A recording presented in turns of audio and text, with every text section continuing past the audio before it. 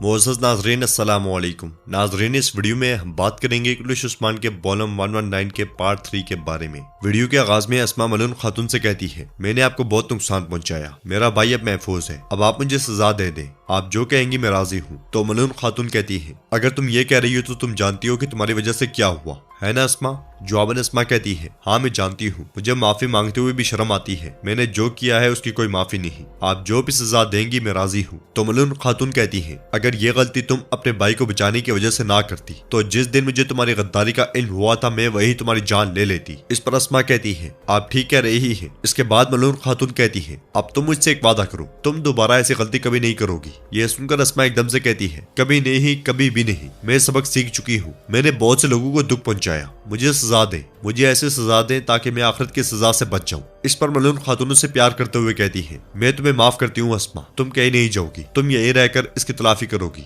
ये सुनकर अस्मा बेहद खुश होती है और मलून खातून के गले लग जाती है। फिर कहती है, मैं आपसे वादा करती हूँ, मैं अपनी जान से आपके बेटों की हिफाजत करूंगी, मैं इस सब की तलाफी करके रहूंगी। उधर जंगल में उस्मान साहब तुर्गुत और सिपाहियों के पास पहुंचते हैं और सलाम के बाद पूछते हैं, बताए तैयारियां कैसी है? जवाबन तुर्गुत कहता है, हम तैयार है उस्मान भाई, लेकिन आप उन गिदड़ों के झुंड में जा रहे हैं जो हमें मारना चाहते हैं, ना जाए। इस पर उस्मान साहब कहते हैं, यहाँ सब कुछ हमारा है, हाँ नहीं मानिक ना पसंदीदा मेहमान है, या तो वो खत्म हो जाएगा या यहाँ से दफा हो जाएगा, हम मरने नहीं बल्कि खुद को हवाले करने जा रहे हैं। इस पर तमाम साथी इंशाअल्लाह कहते हैं और तुर्गुत मजीद कहता है, फिर भी आपको मोहतात रहना चाहिए, एक छोटी सी गलती से शिकार और शिकारी जगह बदल सकते हैं, अगर ऐसा कुछ हुआ तो हम क्या करेंगे? इस पर उस्मान साहब कहते हैं, हम कोई गलती नहीं करेंगे, अब वक्त आ गया है, कैदियों को रिहा करो। तुर्गुत, मेरी गैर मौजूदगी में मेरे सिपाही और मेरी कमान आपके हुक्म में है। जवाबन तुर्गुत कहता है, आपका कलाम मेरी तलवार में गूंजेगा, हम सही वक्त पर आपके बताए हुए मुकाम पर होंगे इंशाअल्लाह, इंशाअल्लाह सब कुछ हमारी मर्जी के मुताबिक होगा। इस पर उस्मान साहब भी इंशाअल्लाह कहते हैं और सीने पर हाथ रखते हुए कहते हैं, मेरी गलतियां माफ करना।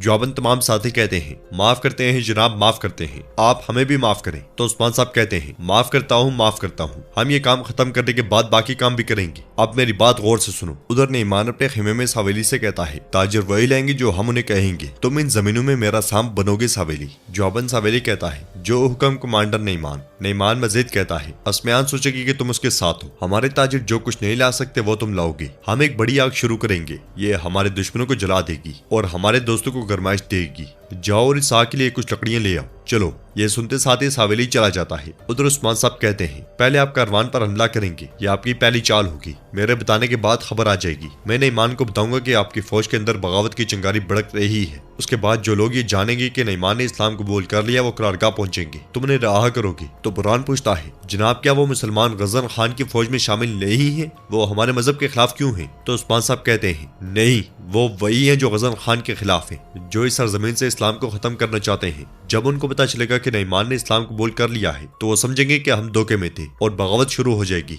इस तरह मैं जो कहूंगा वो सच हो जाएगा, नईमान मुझ पर भरोसा करेगा, वो सोचेगा कि मैं उसकी हिफाजत कर रहा हूँ, उसके बाद वो मुझे उस रियासत के बारे में बताएगा जो वो कायम करना चाहता है। जो हकीकत जानना चाहते हैं वो आग पर भी चलते हैं और आग का राज वही जान सकता है जो इसमें जलता है। यह सुनकर तमाम सिपाही सीनों पर हाथ रखकर उस्मान साहब की बात की तायद करते हैं। इधर नईमान तख्त पर बैठने के बाद कहता है, देखते हैं कि उस्मान और इसमें जलेंगे या गरमाइश हासिल करेंगे, गुप्तलाई नौकरों को भेज दो, वो आने वाले कारवान का इस्तकबाल करेंगे। यह सुनकर गुप्तलाई वहां से चला जाता है। इसलिए में दूसरा कमांडर वहां आता है और कहता है, उस्मान आ रहा है। इस पर नईमान कहता है, उसे आने दो। इसलिए में उस्मान साहब मंगोल पड़ाव के बाहर पहुंचते हैं और घोड़े से उतरने के बाद जब उस्मान साहब आगे बढ़ते हैं तो मंगोल सिपाही उन्हें घेरना शुरू कर देते हैं। कुछ मंगोल सिपाही उस्मान साहब को बचाते हुए अपने हिसार में लेकर आगे बढ़ रहे होते हैं, जबकि वैशी मंगोल सिपाही चीखते चिल्लाते हुए उस्मान साहब की जानिब बढ़ने की कोशिश कर रहे होते हैं। तंग आकर उस्मान साहब उन मंगोल सिपाहियों को पीछे धकेल देते हैं। काफी देर के धक्कम पेल के बाद आखिरकार वो नईमान के मरकजी खेमे के बाहर पहुंच जाते हैं। खेमे के बाहर खड़ा मंगोल सिपाही उस्मान साहब की तलवार निकालने की कोशिश करता है तो उस्मान साहब उसका हाथ पकड़ लेते हैं। इसलिए में वहां पे पहुंचने वाला नईमान उस मंगोल सिपाही का हाथ काट डालता है। इधर यानी शहर में सिपाही घोड़ा गाड़ियों पर सामान लाद रहे होते हैं। इसलिए में तैमूर खातून के पास आता है और आयशा खातून से पूछता है, अम्मी जान ये कैसे हो सकता है, हमने कल उक्तुम्बे को दफन किया, लोग क्या कहेंगे?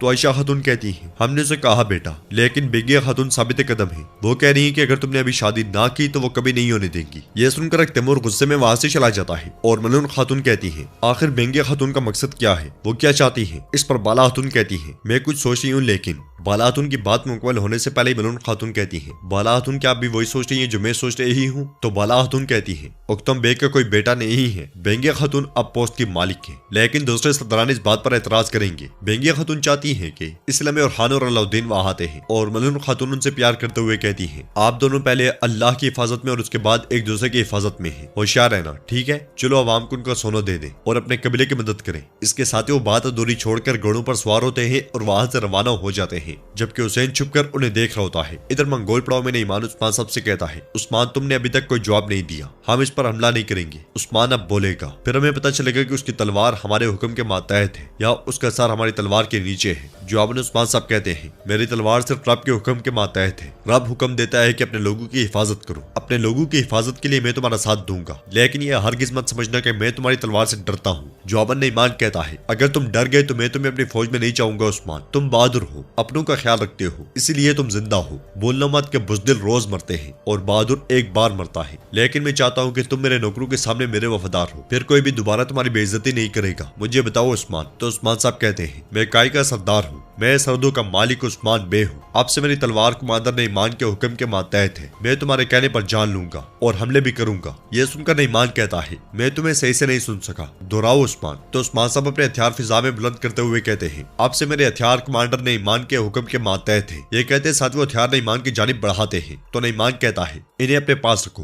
तुम्हें मारा क्यों नहीं और यहाँ मदू क्यों किया, क्या तुम जानते हो? उस्मान साहब के पूछने पर ईमान कहता है, क्योंकि तुम्हारे जैसा दूसरा कोई भी नहीं है, वरना मैं तुम्हें पहले दिन ही मार देता। चलो खेमे में चलते हैं, हमारे पास पूछने के लिए और भी बहुत कुछ है। ये कहते साथ ही ईमान खेमे की जानिब बढ़ जाता है, जबकि कुछ देर सोचने के बाद उस्मान साहब भी उसके पीछे जाते हैं। उधर जंगल में तुर्गुत सिपाहियों के साथ गात लगाए बैठा होता है। इस लम्हे कोतान भागता भागता वहां आता है और कहता है, वो आ रहे हैं। यह सुनकर तुर्गुत बुरान से कहता है, कमान खींचो बुरान, आज हम शिकार करेंगे। इस लम्हे मंगोल सिपाहियों के कारवान के सामने से गुजरता है। उन्हें देखकर तुर्गुत कहता है, ये जो हथियार और सामान लेकर जा रहे हैं ये ईमान के लिए बहुत ज्यादा अहम है। हम जब ये हासिल कर लेंगे तो वो बहुत ज्यादा कमजोर हो जाएंगे। हम जब इन हथियारों और सामान को नुकसान पहुंचाएंगे तो ये उससे ज्यादा होगा जो वो हमें पहुंचा रहा है। इस पर बुरान कहता है, इंशाअल्लाह तुर्गुत बे इंशाअल्लाह। इसके साथ ही या हक की आवाज के साथ ही वो मंगोलों पर तीर छोड़ देते हैं और जबरदस्त तीरंदाजी में बहुत से मंगोल सिपाही शुरू में ही मारे जाते हैं। तीरों के बाद वो सब तलवारों से मंगोलों पर टूट पड़ते हैं। बुरान और तुर्गुत बड़ी फुर्ती का मुजाहरा कर रहे होते हैं। तुर्गुत और उस्मान साहब के बाकी जांबाज भी बड़ी बहादुरी के साथ मंगोलों को काट रहे होते हैं और कुछ देर की लड़ाई के बाद ही तमाम की तमाम मंगोल सिपाही मारे जाते हैं। नाज़रीन, इसके साथ ही बॉलम का पार्ट 3 कंप्लीट होता है। उम्मीद करते हैं कि आपको ये वीडियो पसंद आई होगी। वीडियो पसंद आई है तो वीडियो को लाइक करें, चैनल को सब्सक्राइब करें और बेल आइकन पर लाजमी से क्लिक कर दें। इंशाअल्लाह मिलते हैं पार्ट 4 में। तब तक के लिए रखें अपना बहुत ज्यादा ख्याल। अल्लाह निगहबान।